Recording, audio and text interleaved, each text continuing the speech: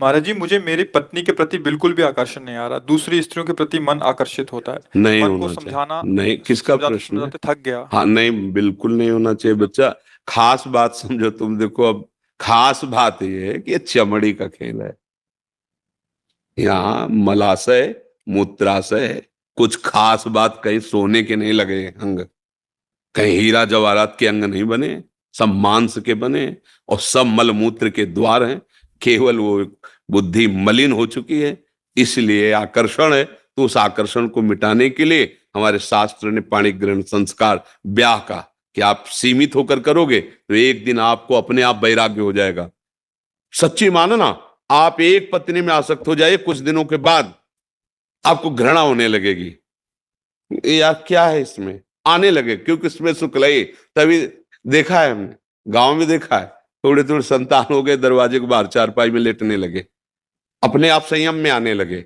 धर्म, अगर आप दूसरी माताओं बहनों की तरफ देखोगे तो ये लिख लो हमारी बात, तुम्हारी कामाशक्ति बढ़ती जाएगी और तुम्हें ऐसा विश्वास होगा कि इसमें सुख है, और वो ऐसी जगह फंसाएगा कि तुम्हारी फिर जो हालत होगी वो ना अंदर से ना बाहर से तुम झेल नहीं पाओगे।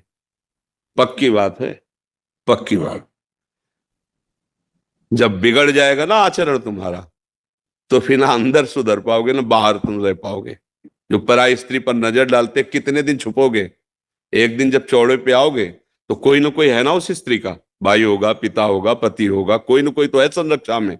और कोई नहीं है तो काल है।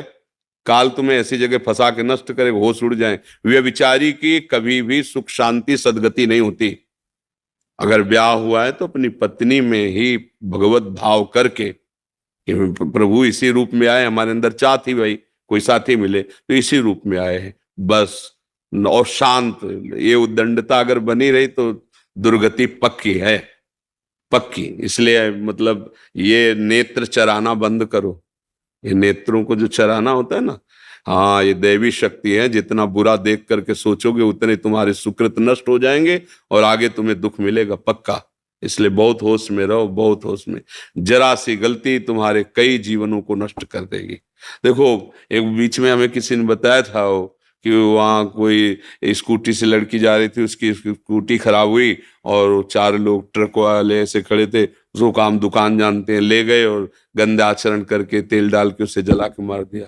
दूसरे दिन पता चला कि सुबह उनको वहीं गोली मार दी थी, वहीं मार दी गई थी। शायद ये हैदराबाद की तरफ ऐसे कहीं किसी ने देखा। परिणाम देखो ना, देखो ना, ये इतना ही थोड़ी परिणाम है।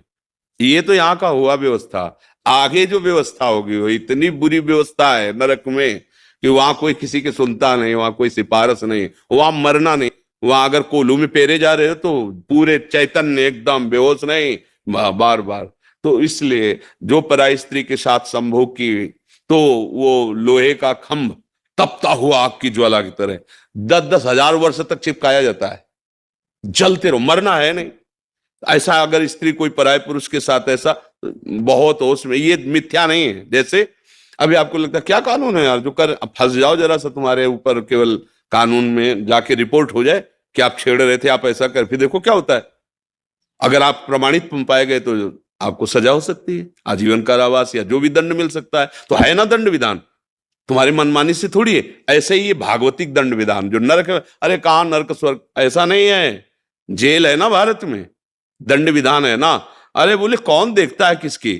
तो जब यहां पकड़ के जाते हैं ना, तो पिटाई चौराहे पे नहीं की जाती है। ऐसे नरक एकांत में बला है, वहां जाके सड़ाया जाता है। वहां सीसीटीवी से थोड़ी सबको भेजा जाता है कि देखो ये नरक का दंड मिल रहा है। ये शास्त्रीय विधान भैया, बहुत सबसे ज्यादा खतरनाक ये अपराध गिरा देता है। क्योंकि मनुष्य शरीर में स्त्री शरीर की तरफ या भोगों की तरफ आकर्षण और शासन न रह पाने के कारण आज तो मनोरंजन समझा जाता है। शास्त्रीय मर्यादाएं, धर्म, इनकी तरफ तो वृत्ति ही नहीं जा रही। इसको तो मनोरंजन कि यार कुछ नहीं इसमें नहीं, आज तुम्हारा इधर कल उधर, ऐसा नहीं, फिर दुर्गति भी भोगनी पड़ती है। ये भारत देश है, परम पवित्र देश है, ये धर्म के अनुसार चलने वाला देश है। यहाँ जन्म होना, यहाँ बहुत महिमा, जहाँ पावन गंगा जी, यमुना जी, प्रभु श्री कृष्ण, प्रभु श्री राम, महादेव जी, यहाँ देखो ना कितने भागवती को अवतार, कितनी महिमा। और ऐसे देश में पैदा होके विदेशी आचरणों का अनुकरण करे, बहुत सावधान, बहुत सावधान, ये गलती होने ही ना पावे। बहुत जो चाहे आपन कल्याणा, सुजस सुबत शुभ गति शुभ नाना, सो परनार लीलार गोसाई, तजो चौथ के चंद किनाए। दूसरी माताओं बहनों को काम दृष्टि से देखने का मतलब अपने सर्वनाश का निमंत्रण देना। बहुत होश में, अगर कभी कोई ऐसा संयोग बनता है तो उसे हाथ जोड़ के समझाना होता है, नहीं नहीं नहीं नहीं, आप अपने धर्म से चलिए, मैं ऐसा नहीं कर सकता। जैसे उर्वशी जी अर्जुन को वहां स्वर्ग में, तो उन्होंने कहा आप माता कुंती के समान पूज्य, हम ऐसा, तो उनका जा नपुंसक को साफ स्वीकार कर लिया, गलत नहीं। तो अपने धर्म से चलोगे तो भगवान रक्षा करते, वही साफ वरदान का काम बना, जो अज्ञातवास में वही काम कर गया। नहीं तो कैसे इतना बड़ा महारथी छुपता। देखो वो लगा साप दे दिया, पर धर्म से थे तो वरदान का काम बन गया, अज्ञातवास में वो काम आ गया। इसलिए धर्म से चलो, कभी हानि होने वाली नहीं। बहुत अच्छा भी आपका हृदय है जो आप अपने दोस्त को पकड़ पा रहे हैं और उससे निवृत्त होना चाहते हैं। कभी ऐसी गलती मत करना, नहीं नहीं, ये सब वो भयानक पाप है जो मतलब बिल्कुल नष्ट कर देते हैं। आज समाज इस बात को नहीं देख रही। बहुत खुशी होते हैं जब किसी के साथ गंदा व्यवहार करने का अवसर मिलता है, समझते मानो मैंने बाजी जीत ली। जीत नहीं ली, इसका परिणाम जब आएगा तब, चाहे स्त्री हो चाहे पुरुष हो, जब परिणाम आएगा तब देखना। थोड़ा हमारे मालिक के दरबार में रजिस्टर विलंब से खुलता है। अनंत ब्रह्मांडों के जीव हैं, पर जिस दिन खुलेगा तुम्हारे पुरखा पानी पा जाएंगे, पक्का समझ लेना। वो आग कोई घूस नहीं चलती और कोई वकालत नहीं चलती, सीधा और करेक्ट, भ्रम नहीं हो सकता। ऐसा नहीं कि मैंने ऐसा नहीं किया था, ऐसा नहीं है, वो तुम्हारे हृदय में ही बैठा है। एक बार स्वीकृति उसको कराई जाती है, ऐसा हुआ कि नहीं उसको दिखाई दे रहा, बस तुरंत उसको भोग दंड मिलता है उसका।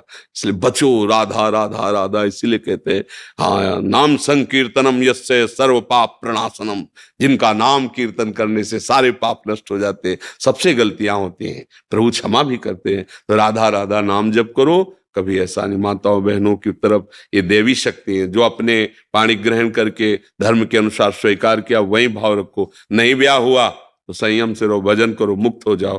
भगवान ने मनुष्य जीवन भोगों के लिए नहीं, भजन के लिए दिया है।